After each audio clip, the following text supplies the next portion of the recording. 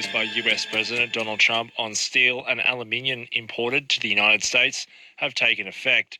The measure raises a flat duty on steel and aluminium entering the US to 25%, including for Australia. Prime Minister Anthony Albanese says Donald Trump's decision to slap tariffs on Australian steel and aluminium were not the actions of a friendly nation. We will engage constructively with the United States. It is in Australia's interest to have the defence relationship that we have with the United States. It is also in the United States' interest. We will continue to point out that the United States' interests are not served by a decision. Police have caught a 28-year-old man who allegedly escaped from the Broken Hill Correctional Facility on Sunday in the New South Wales Far West. A 23-year-old man is back in custody after being recaptured on Monday, along with a woman believed to be known to him. All three will face Broken Hill Local Court on March 18. A homicide investigation's been launched after a woman's body was found in the Brisbane River last month.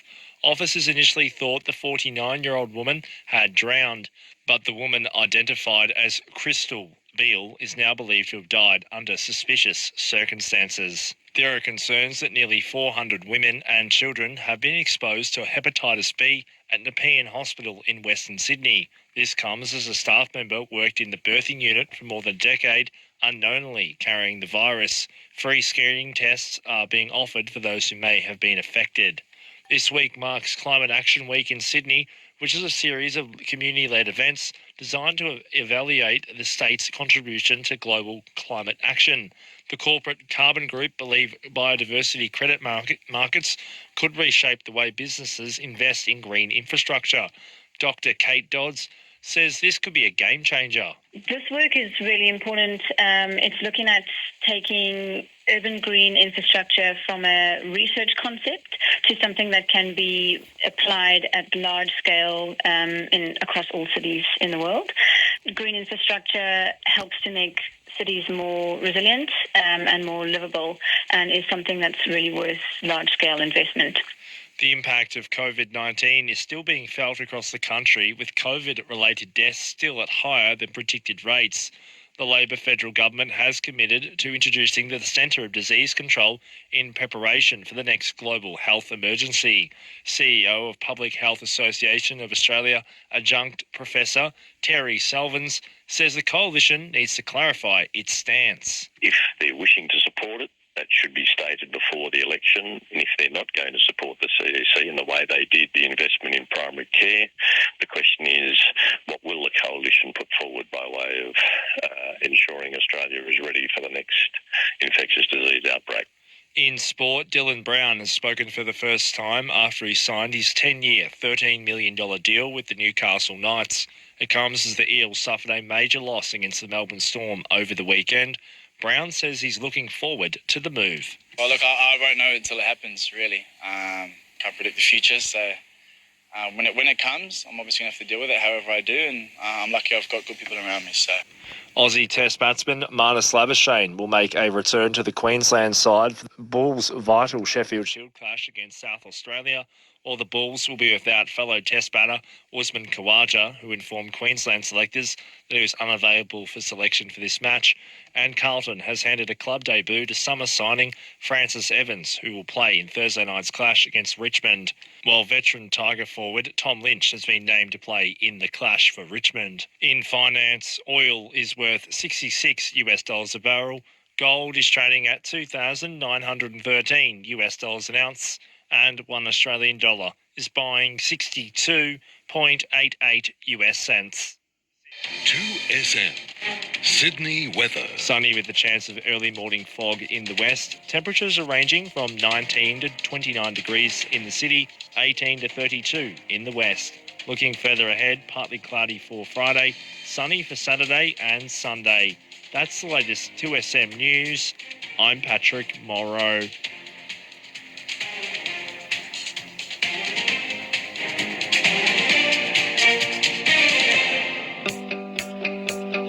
Call 1312 1269. Chat with Cheryl and Darcy on the Super Radio Network. Well, we've had lots of different conversations this morning, looking at the news as well during the day. Ukraine has agreed to a 30-day ceasefire, and any moment now, the US is actually meeting, having opening discussions with Russia about it as well to see where they go from there. So your comments and what you think. Do you think this is going to be a long-term solution or not? Up to you. Now, we also had a phone call then from Bondi Jack. We were talking about Roxette and their song that I just played, It Must Have Been Love. And I was saying originally it was a Christmas song, and then that's what their record company wanted, asked them to write an intelligent Christmas single. That's what they did. But then after it came out, they redid the song and took away the Christmas references as well. Now, I have found the lyrics because that's right. Bondi Jack said he does not remember that whatsoever. I got to agree with you, Bondi Jack. I don't remember it either. But I've gone online and I've gone to their record label and I have found the lyrics. So some of the lyrics are, and it's a hard Christmas day that I dream away. That's some of it. And when it starts off, it must have been love, but it's over now. Lay a whisper on my pillow, leave the winter on the ground. So there we go. So they were saying that's what it is. And let me have a look. What else has it got? Yeah, and it's a hard Christmas day. Oh, yes, because it's a hard something day, doesn't it? But they say it's a hard Christmas day that I dream away. So that's it. So that's their... That's as much as I can see there about Christmas. But that was their reference for Christmas that had been dubbed over afterwards by Roxette. So there we go. And now you know. I didn't know either. 13 12 69 is the number if you would like to join the conversation. We've been talking about... Hello, how are you? I couldn't turn it off because it was the news. I was gonna meant to do something. This one over here. Just repeating the same thing. This is not.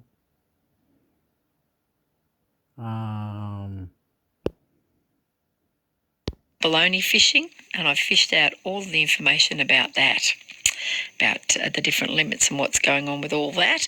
We've had a few phone calls from the areas that were affected by Cyclone Alfred. Thank you so much for your updates there, and I'm glad to hear that you're doing well. We've also been talking about neighbourhood disputes, and I did find in Queensland a place that you could get some free mediation as well, run by the government. They have mediation centres. So if you go onto the website qld.gov.au and look up neighbourhood mediation, you can find the different mediation centres there and get a little bit more information from them about that. And also free beer in while we're still in Queensland, free beer tomorrow. Where are those places? Let me find that because I'm sure you want to know that. Let me find my pieces of paper to find where there's free beer. But it's not in far north Queensland. And I know you'll all be saying next time there's a cyclone on, can we get some free beer as well? I'll find those. I'll shuffle through my papers and I'll find where the free beer is. It's 4X Gold. They have free beer tomorrow today from 10 a.m. in a few of the cyclone affected areas. Whole slabs that they're giving away. Need to be over 18 and have some ID with you as well. I'll give you that information coming up shortly. But the information that I have got in my pieces of paper, the winning numbers for Lotto. Here we go. Get your pens and... Okay, get it out. It's talking nonsense now.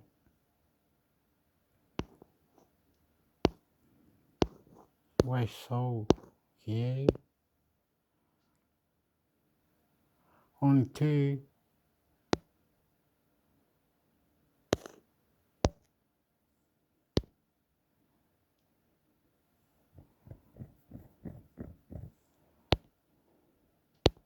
News Terrace News Department of Treasury and Finance Australia News Trump Google search. 20 hours ago, Australia will not be granted an exemption from the Trump administration's 25% tariffs on aluminium and steel imports. The White House said.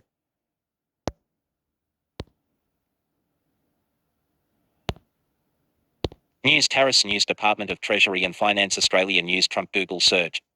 20 hours ago, Australia will not be granted an exemption from the Trump administration's 25% tariffs on aluminium and steel imports. The White House says. 12 hours ago, Trump said in February he would give great consideration to exempting Australia from the tariffs in view of the US annual trade surplus with the country. 15 hours ago, Australia will not be granted an exemption from US tariffs on aluminium and steel imports, the White House says. US President Donald Trump had. 13 hours ago, analysis despite diplomatic efforts, Australia faces steepest tariffs, risking broader trade impacts on key industries. 1 day ago, US President Donald Trump says that he will double his planned tariffs on steel and aluminium from 25% to 50% for Canada. 1 day ago, Washington, Donald Trump had decisions to make about whether to grant Australia and other allies, such as Japan, an exemption to 25% tariffs on. 18 hours ago, the Trump administration has confirmed that Australia will not be granted an exemption from US tariffs on steel and aluminium, dealing a blow to diplomatic. 8 hours ago, Mr. Trump has conceded there is likely to be what he called short-term economic pain from his tariffs policy. He repeated that sentiment in an interview. 4 hours ago, as President Trump's tariffs are reshaping US trade policy and overhauling decades of free trade agreements with friend and so alike.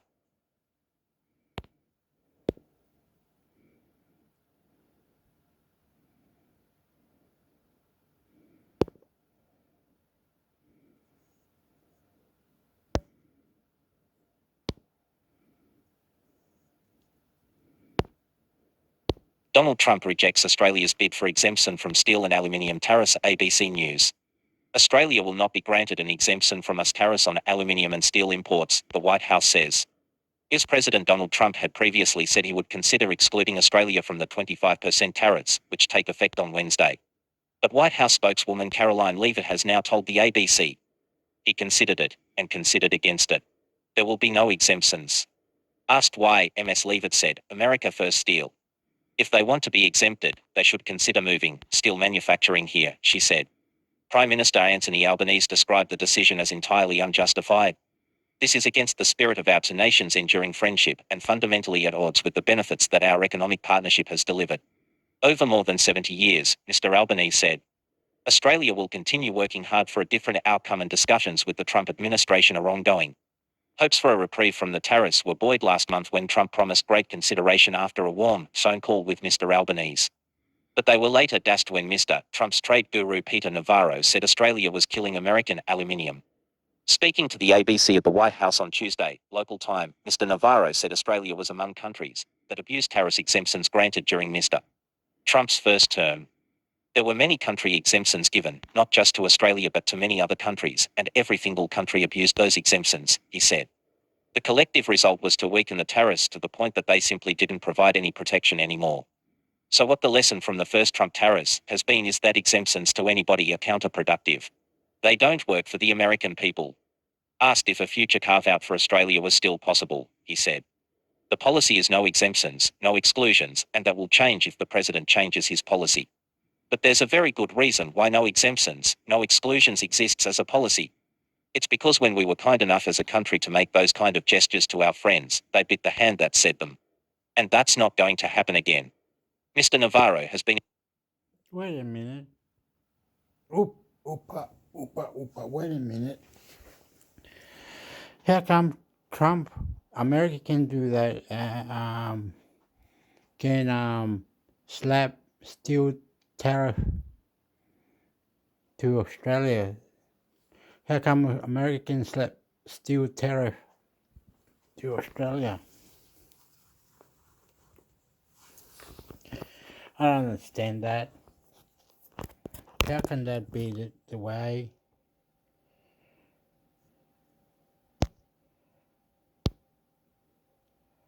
Okay, listen to this. Donald Trump rejects Australia's bid for exemption from steel and aluminium tariffs, ABC News. Australia will not be granted an exemption from US tariffs on aluminium and steel imports, the White House says. US President Donald Trump had previously said he would consider excluding Australia from the 25% tariffs, which take effect on Wednesday.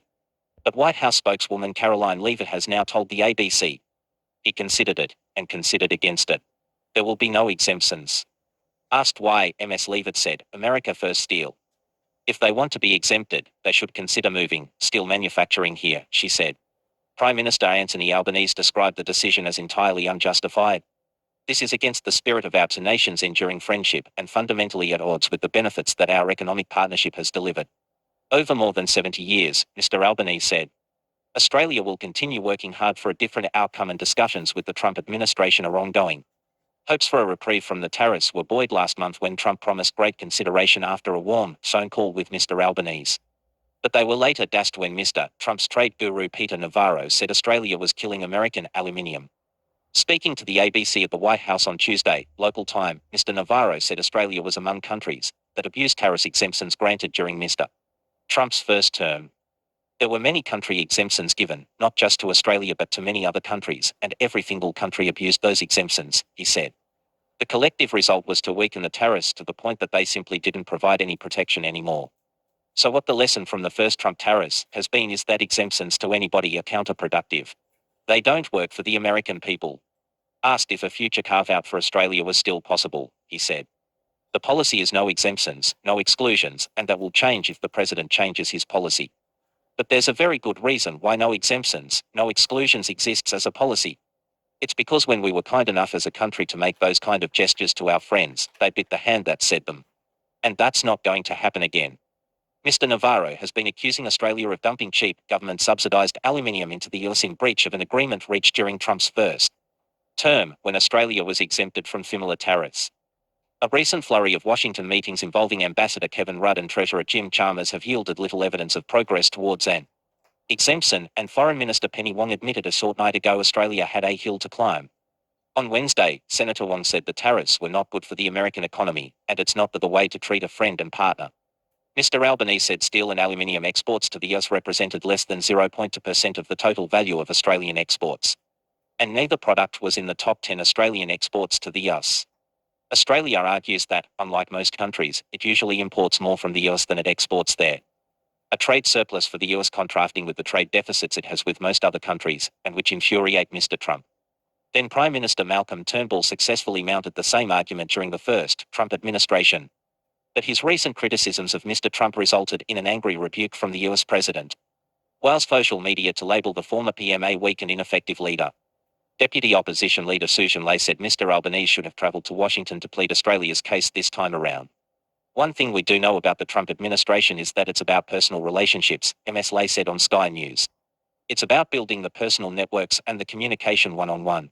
And that's what Anthony Albanese has clearly not done. Mr. Albanese said it was hypocritical for the opposition to frequently pressure him to travel abroad to deal with global issues, but criticise him whenever he leaves the country. The tariffs are part of a broader suite of protectionist measures implemented by the Trump administration. Earlier on Tuesday, Mr. Trump said aluminium and steel imports from Canada would be subject to 50% tariffs, double those imposed on other partners, as part of an escalating trade war between the North American neighbours. Bigger problems than no exemption. Richard Holden, a professor of economics at UNS, said it was good that we've tried to secure an exemption, but that the far bigger risk to Australia was the broader shock to the global economy from Mr. Trump's tariffs program, seen in this week's market tumbles. I think the market's reaction is that this Trump administration does seem different from last time, and it doesn't seem like it's all just bluster, he said. Treasury and the Reserve Bank have both modelled scenarios for how US tariffs and likely waves of retaliation could reverberate in Australia, finding a modest negative shock to economic output. Professor Holden said the effect of steel and aluminium tariffs themselves was even smaller. If you work in an aluminium smelter in Australia, it's bad, and I'm not insensitive to that, but as a share of GDP, our aluminium and steel exports to the US are not huge. So in the aggregate it's bad news, but I don't think we should be too worried. Australia exported roughly $500,793 million worth of steel and aluminium to the US last financial year, a small fraction of the total. And from the Australian side, US failed represent only 1/10 of aluminium exports, with most heading to Japan and South Korea. Australia's major steel exporter, BlueScope, would also be partly sheltered by the fact it has a large American steel-making workforce. While the Wireless Steelworks is currently government-owned, albeit temporarily, it would be better to have an exemption than not, for sure, but I just worry about poking the bear, Professor Holden said. What I worry about is the real nightmare scenario is Trump or Navarro wake up to the fact that we sell a lot of iron ore to China. And then Trump gets on the phone and says don't sell any more. Retaliation would be insane. Professor Holden agreed with the assessment of Treasury, held broadly by economists, that Australia should not follow the lead of Canada and China in retaliating to any tariffs with tariffs of its own on American imports. Last month, Treasury Secretary Stephen Kennedy warned Australia would bear nearly all the cost because the main effect of tariffs in any country is to increase the price local consumers pay for goods. It will seem counterintuitive to many, but responding to tariffs or trade restrictions with similar measures will only make matters worse, he said. Professor Holden said retaliation would be insane. I think there's a very big case that no matter what tariffs anyone puts on Australia, we probably shouldn't respond. Exports are very important to us as a small, open economy because we buy so many things from overseas that we can't possibly make here. And we benefit so much from what we export. If you retaliate, you're trying to inflict some pain back on them, so we'd have to pick things that we buy a lot of from the United States. What are we going to do? Make computers and phones and big trucks way more expensive for Australians, and maybe collect some government revenue? Mr. Albanese said the Australian government was not considering retaliatory tariffs. Such a course of action would only push up prices for Australian consumers and increase inflation, he said.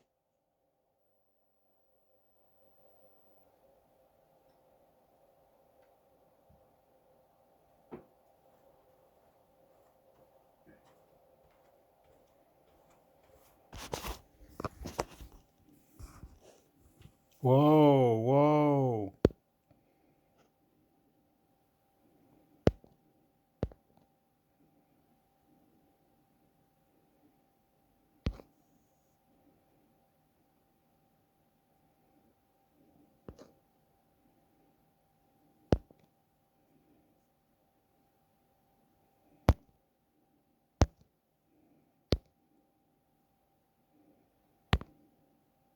NASA chief scientist fired in first round of Trump-ordered cuts, ABC News. NASA has announced the dismissal of its chief scientist in its first round of cuts ordered by its President Donald Trump. The cuts affect 23 people, eliminating among others the office of the chief scientist led by Catherine Calvin, a renowned climatologist who contributed to key and climate reports. Chief technologist AC Charania has also been fired.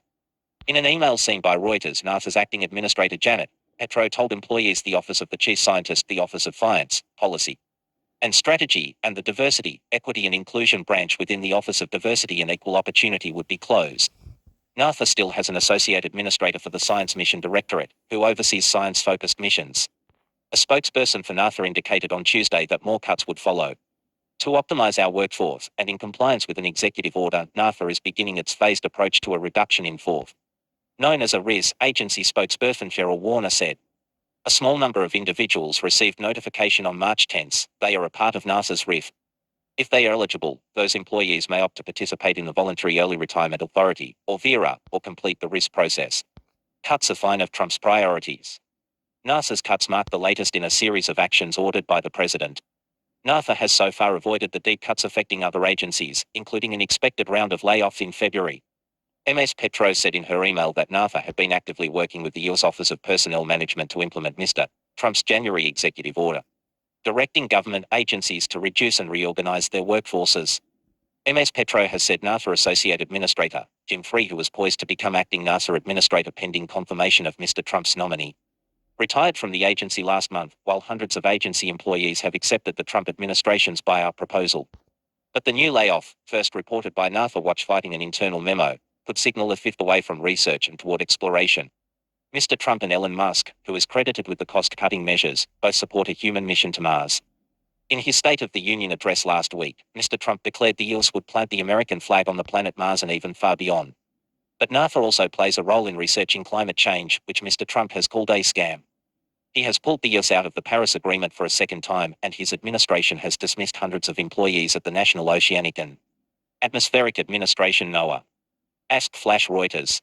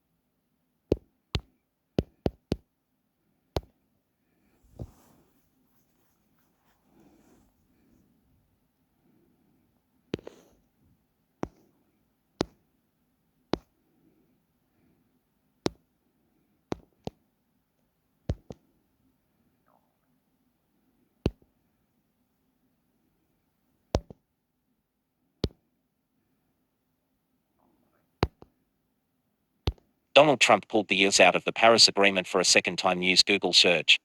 5 hours ago, but NASA also plays a role in researching climate change, which Mr. Trump has called a scam. He has pulled the US out of the Paris Agreement for a second time. 4 days ago, by pulling out of 2 global climate finance programs, the United States has increased challenges for vulnerable countries. 14 hours ago, Trump, who has called climate change a scam and expressed disdain for the UN and climate science, has already pulled the US out of the Paris Agreement for a 5 days ago. In its second such move, the Trump administration has withdrawn from the Just Energy Transition Partnership JET, which was launched during the UN climate.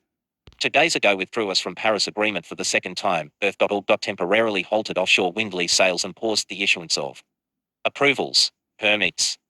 2 days ago, since returning to the Oval Office, US President Donald Trump has withdrawn the US from the Paris Agreement and exited a fund where developed nations contribute.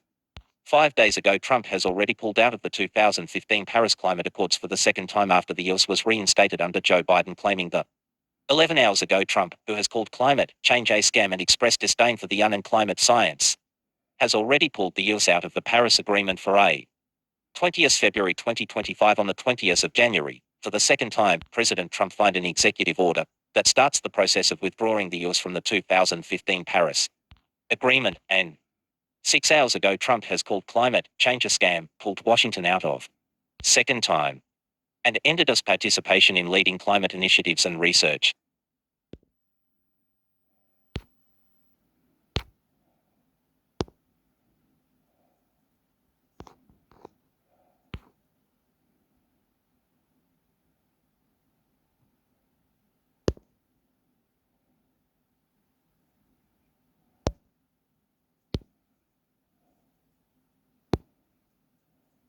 US officials have been absent from global climate forums during Trump 2.0 Trump administration. The Guardian.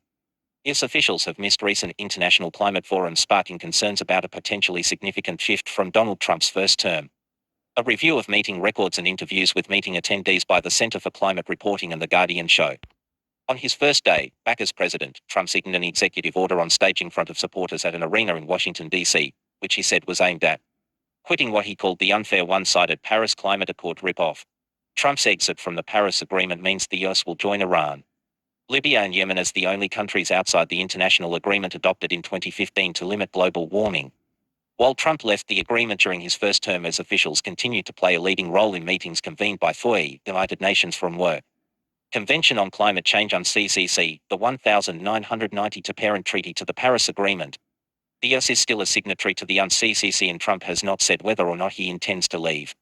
However, since the start of his second term last month, Oz officials seem to have not attended any meetings. According to meeting minutes and recordings posted to the UNCCC website and people with knowledge of the meetings who spoke to CCR under the condition of anonymity, US representatives appear to have missed at least 4 international climate meetings in recent weeks, CCR and The Guardian sound. Trump has also reportedly blocked US government scientists from attending a meeting this week of the Intergovernmental Panel on Climate Change (IPCC), as the group prepares its 7th major report on the state of the crisis. Meetings missed by US officials in recent weeks include that of our UNCCC Climate Finance Committee.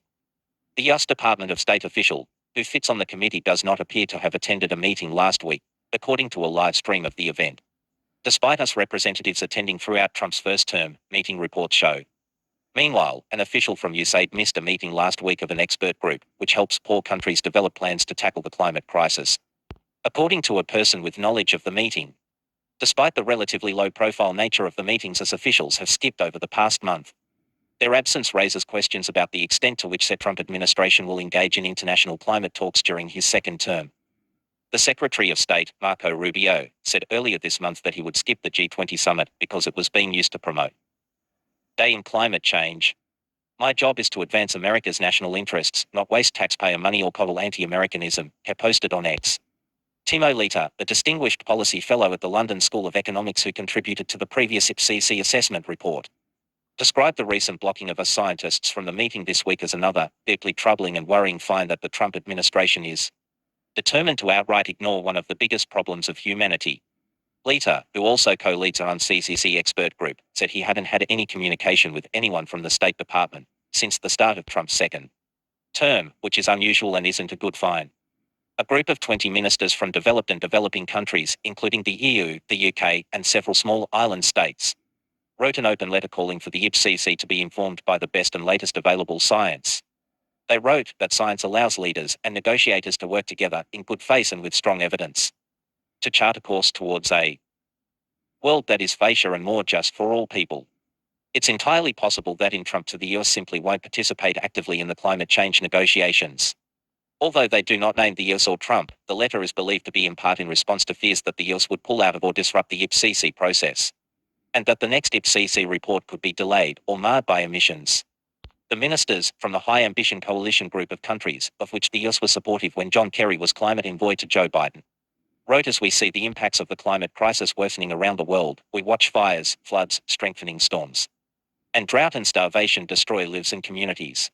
We owe it to everyone suffering the impacts of the climate crisis now, and to future generations, to make decisions about our planet's future on the basis of the best evidence and knowledge available to us. Trump has also rescinded $4 billion pledge to the Green Climate Fund, which was established as part of the UNFCCC to help poorer nations pay for efforts to tackle the crisis. According to Politico, which first reported the rescinding of US funds, during his first term, Trump allowed money promised during previous administrations to stay on the fund's books. A US State Department official who sits on the fund's board and their alternate were not at a board meeting last week. The chairperson said during a live stream of the event, Trump version 2 is quite different from Trump version 1, and I think we're seeing that across a huge variety of issues, including climate change, said Daniel Badansky, who served as the US State Department's climate change coordinator from 1999 to 2001 and is now a professor of law at Arizona State University. The US was pretty active in engaging in the international process during Trump's first term, despite notifying the UN of his intention to leave the Paris Agreement, he said. It's entirely possible that in Trump to the US simply won't participate actively in the climate change negotiations, either Paris or the UNFCCC, but I think that remains to be seen. The prospect of the US no longer engaging in international climate talks is raising concerns among experts about its dwindling influence on global efforts to tackle climate change that could be felt even beyond the current administration. The US won't be as vocal or visible as it has in the past, said Lita, leaving a power gap that could be filled by petrostates with lower climate ambitions. The United Arab Emirates, for example, is already pitching itself as a climate leader more reliable than the US, he said. As the futures of many federal employees hang in the balance amid a major effort to cut government spending, it's not clear if some of the officials who were slated to be present at some of these meetings have left the State Department or whether they were simply told not to attend. The State Department declined to comment. The UNFCCC did not respond to multiple requests to comment. It's unclear what the fate of the climate change office within the State Department will be, Badansky said. I think it's possible that the office will be either dramatically reduced in size or eliminated altogether. The United Nations has said the US will formally leave the Paris Agreement on 27 January 2026. Ben Stockton is the investigations editor of the Centre for Climate Reporting. Shit. Fuck. Shit. Fuck. Shit. Fuck.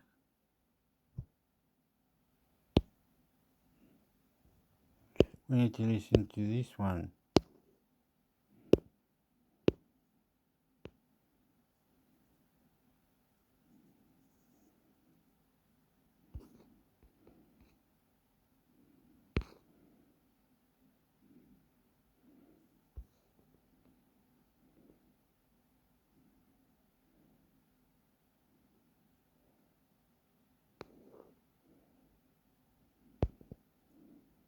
ABC Listen. Podcasts, radio, news, music, and more. When big news breaks around the world, we've got the time to get into what's happened. I've seen lots of robust argument, but nothing like that. The Kremlin propagandists are very happy. And we can find out what to the shops, maybe a tea break or a walk with the dog. You can find the new Breakfast Wrap podcast by searching for Radio National Breakfast in the... Those tariffs on Australian aluminium and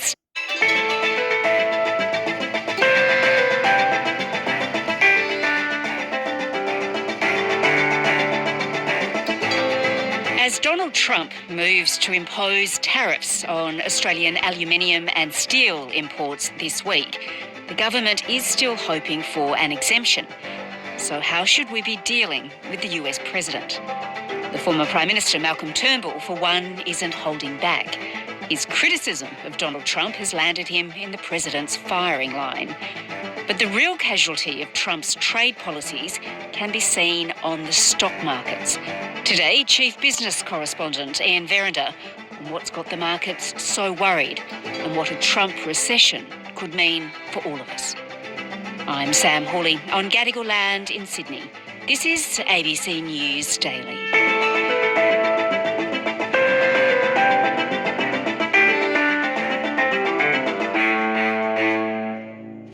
Ian, we had better start with Malcolm Turnbull.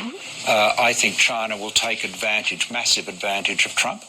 He appeared on Bloomberg TV this week, of course, where he said that Donald Trump's chaotic leadership style would benefit China. My prediction will be that President Xi will aim to be the exact opposite of Trump. Where Trump is chaotic, he will be consistent. Where Trump is rude and abusive, he'll be respectful. Where Trump is erratic, he will be consistent. And what that will do is build trust with countries, and there'll be many countries who will find China a more attractive partner. What did you make of his comments? Well, I think he's merely observing what's happening at the moment. I mean, you have seen a chaotic approach to global affairs and alliances from the Trump administration. I mean, we're only 6 weeks into to his reign in power, and everything has really been turned on its head. Donald Trump, of course, was not too pleased with the comments from Malcolm Turnbull. The president said Mr. Turnbull never understood what was going on in China and was a, quote, weak and ineffective leader. The Post was... Ian, this comes as a tariff, of course, on Australian aluminium and steel. A 25% tariff is due to come into force by... Instead, he basically said, well, you might have mass sackings. So the peak was in mid-February, February the 19th was the all-time high. It's been downhill ever since, and I think it's now just under 9% fall. So if this kind of move continues, we'd expect to see it officially in correction within the next couple of days or at least a week, and it takes 20% to get to crash kind of levels. Whoa, okay, so is that likely to get to that level of crash? Well, part of the problem is that not only is Donald Trump saying we're going to impose 25% tariffs on Canada and Mexico and, 10% on China, then there's another 10% on China, which adds to the 19% that were already in place. So you've pretty much doubled the tariffs on China now. Then you've said, we'll have a 1 month reprieve on Canada and Mexico. Oh, no, it's going to be back on the 2nd of March. It'll be another month reprieve till April the 2nd. Cars, we might, I mean, nobody seems to have any idea.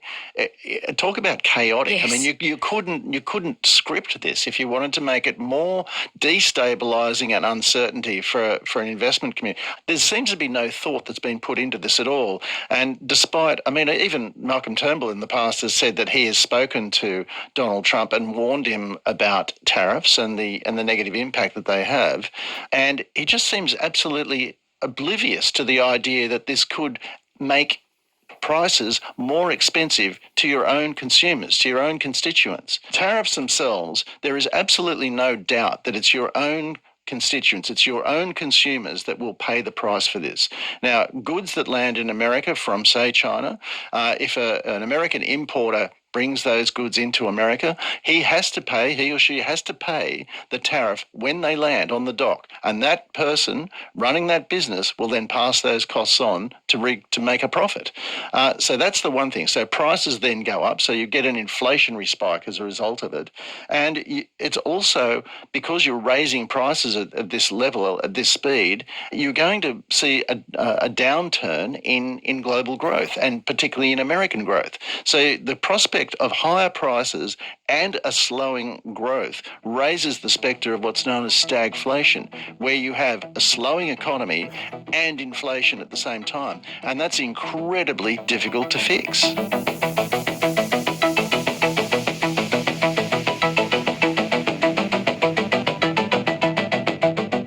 Right, so Ian, what does it mean for us, for our economy? And of course we have potentially this tariff coming into force this week. Yeah, I mean, look, that tariff is not going to, the steel and aluminium tariffs won't affect us individually that much. I mean, our exports to America aren't huge. It's a very small proportion of our total exports. Where this starts to become problematic is America is the world's biggest economy. And so if you get a recession there, you know the old saying, if America sneezes, we catch a cold. If there's a downturn in America and if inflation starts to spike in America, that's going to flow through to the rest of the global economy. So that's one thing. So we would feel that impact. The second big impact is that now with these huge tariffs on China, that's going to affect the Chinese economy, which isn't going particularly well anyway.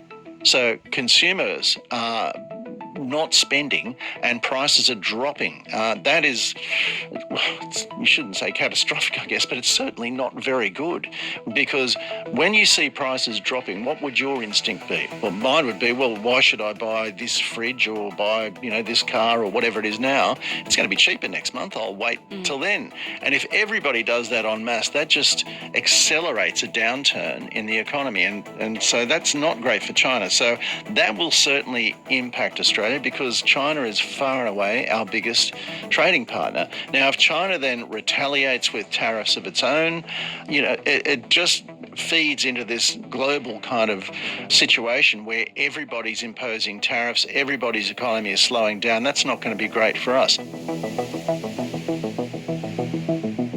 No, so the world needs the US to avoid a recession, but can it?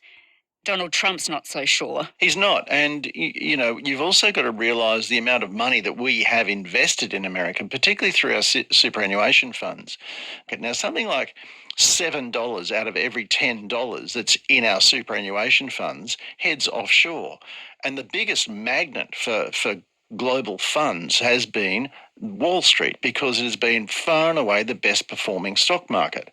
And the biggest component of Wall Street by a country mile has been the what's known as the Magnificent Seven, these big 7 technology companies. So we've seen a bubble form around these technology stocks, and a lot of our superannuation money is going into that. So what do you think, Ian? Will Trump let this keep going on?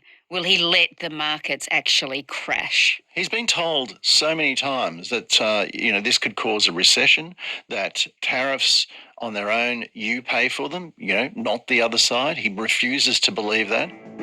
He's now witnessing this going on in real time, and he's, as we've just spoken about, refused to rule out a recession at home. I don't know. It looks like he's absolutely determined to proceed with this. I mean, he seems to be advised by people who are convinced that this is the way to go.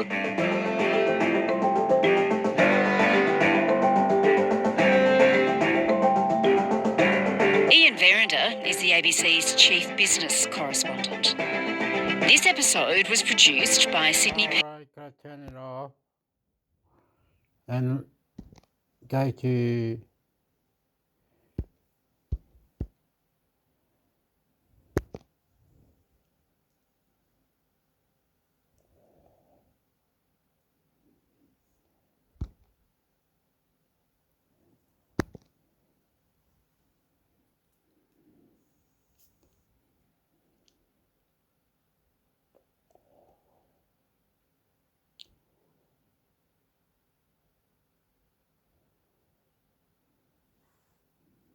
so we've got to wait.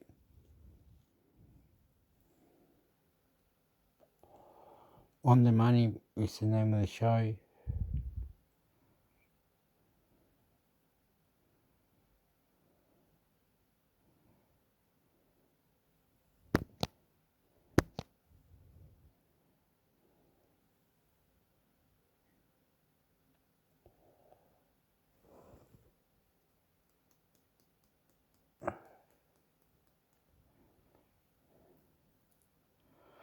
Why am I updating anyway? I should have cancelled update. Now it's too late.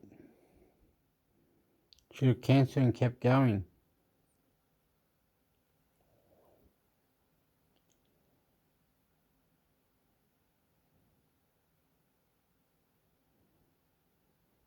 Oh, bullshit. Bullshit. Okay, I'm gonna put it down.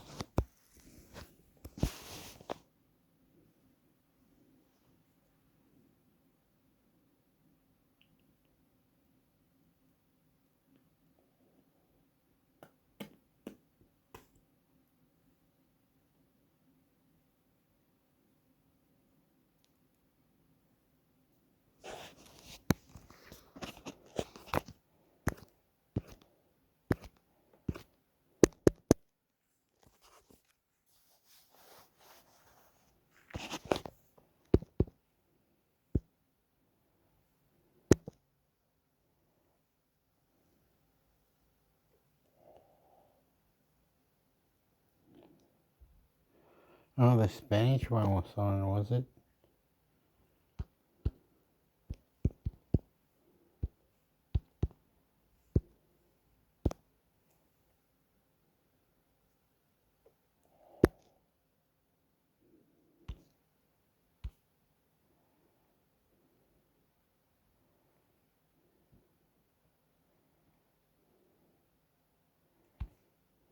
Oh, yeah, this one.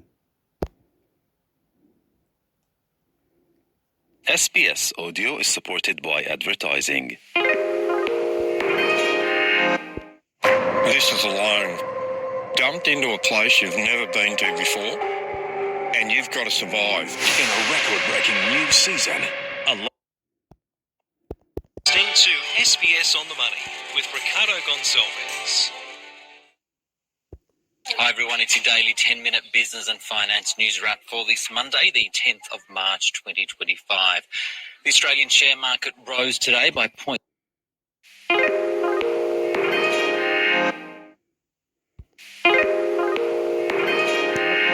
What's going on? You're listening to SBS on the Money with Ricardo Gonçalves. What are you doing? Hi everyone, it's your daily 10-minute business and finance news wrap for this Thursday, the 6th of March 2025. The Australian share market fell to a 10-week low today. We'll have the details with Elizabeth Tien from Citi in a few moments. But first, to Tropical Cyclone Alfred, the fact that it's approaching a capital city, Brisbane, means many businesses will need to close, slowing its economy in addition to the impact on its residents. Brisbane City Council, for example, says modelling shows around 20,000 properties could be affected by storm surge or flooding alone, and that's just in its council area. But it's less than the 35,000 homes that were materially damaged during the 2022 floods, with insured claims of about $6.4 billion then. Ratings agency S&P Global says while the path and strength of the cyclone is uncertain, similar events suggest insured losses of more than $2 billion. And the last major tropical cyclone, that's Debbie in 2017, incurred claims of about $1.8 billion. But one of Queensland's largest insurers, Suncorp, has already warned, given the anticipated high volume of claims, there may be some delays. So for more, I spoke with Craig Bennett. He's a credit analyst at S&P Global Ratings. The cyclone reinsurance pool covers the home and contents for residential cover. But when you talk about commercial exposures, that's where these are worn by the insurers. And covering larger buildings, they'll be naturally outside of that cover.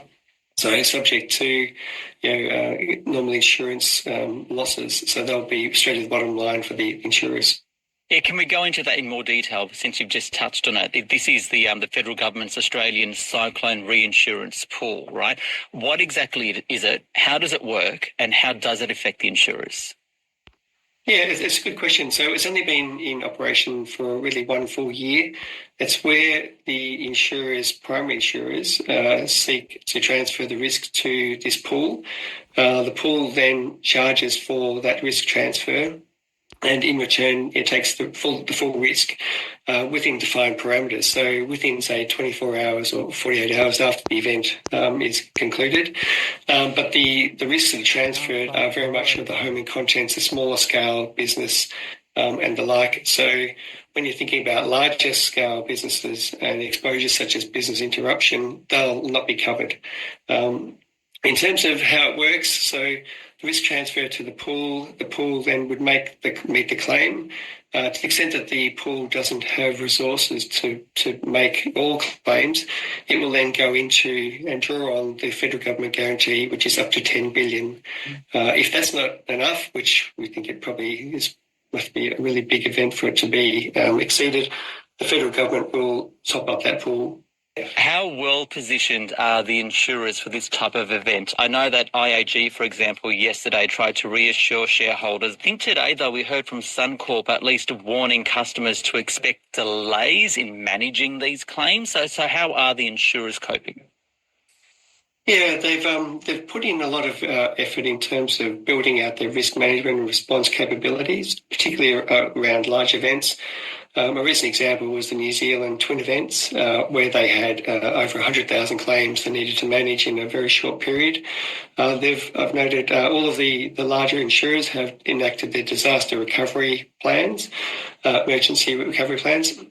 So they're ready to respond to claims when they do come in. They have very solid reinsurance programs in place to take up risk after they meet their own sort of internal maximum event retention levels. So overall, and I know we don't know the full impacts yet, obviously, but how do you think the economy is set to weather the economic impacts?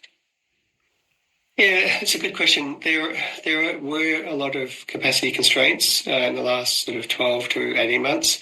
A lot of those have moderated. So, the supply of labour, for instance, materials have been reducing. So the cost of claims increases has moderated.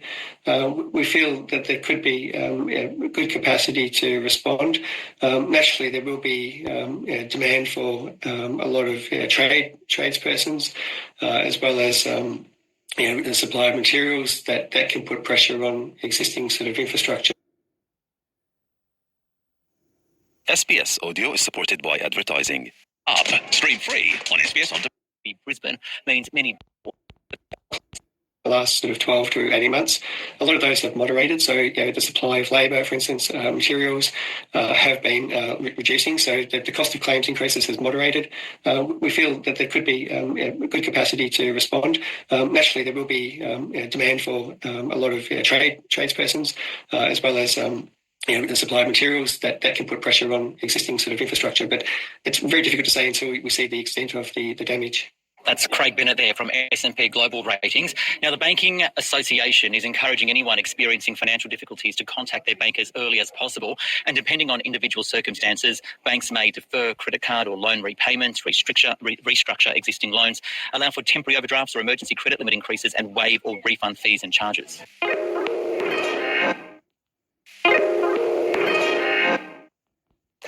Now, Market Day on the SBS On The Money podcast. Let's take a look at the Australian share market now, which fell today. The S&P ASX 200 down 0.6% to 8,094. That is a 10-week low.